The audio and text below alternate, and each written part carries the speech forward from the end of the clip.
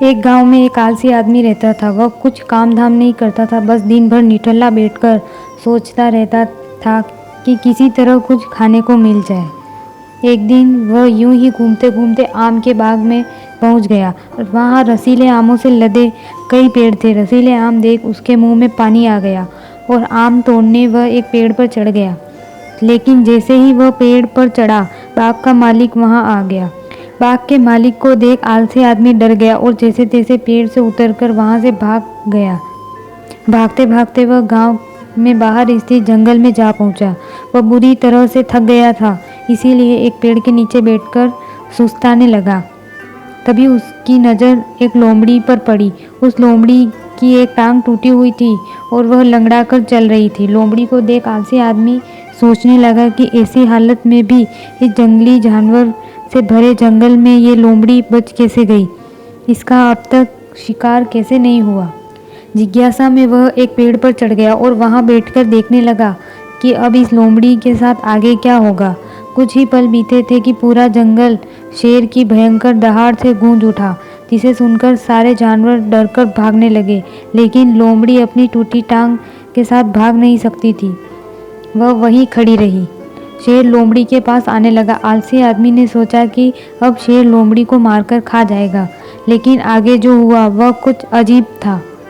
शेर लोमड़ी के पास पहुंचकर खड़ा हो गया। उसके मुंह में मांस का एक टुकड़ा था, जिसे उसने लोमड़ी के सामने गिरा दिया। लोमड़ी इत्मीनान से मांस के उस टुकड़े को खाने लगी। थोड़ी देर बाद शेर वहां से चला गया। यह घटना देख आलसी आदमी सोचने लगा कि भगवान सब में सर्वे सर्वा है। उसने धरती के समस्त प्राणियों के लिए, चाहे वह जानवर हो या इंसान, खाने पीने का प्रबंध कर रखा है।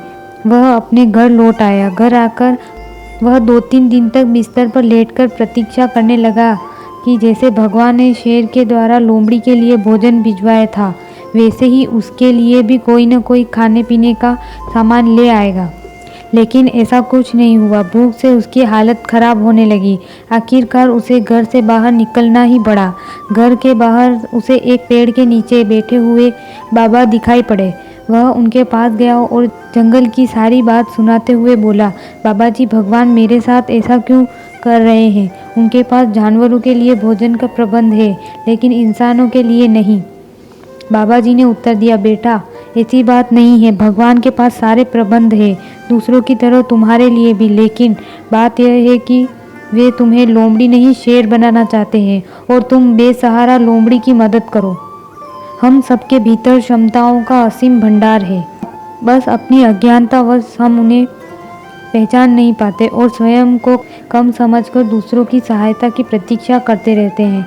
स्वयं की क्षमता पहचानिए, दूसरों की सहायता की प्रतीक्षा मत कीजिए।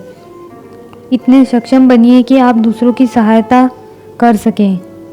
अगर आप भी इस वीडियो से सहमत हैं और लोगों की मदद करना चाहते हैं तो अभी कमेंट में आई एम रेडी लिखें और आज से ही मदद करना शुरू कर दें। और हमारे इस चैनल पर नए हैं तो अभी इस चैनल को सब्सक्राइब करें। धन्यवाद।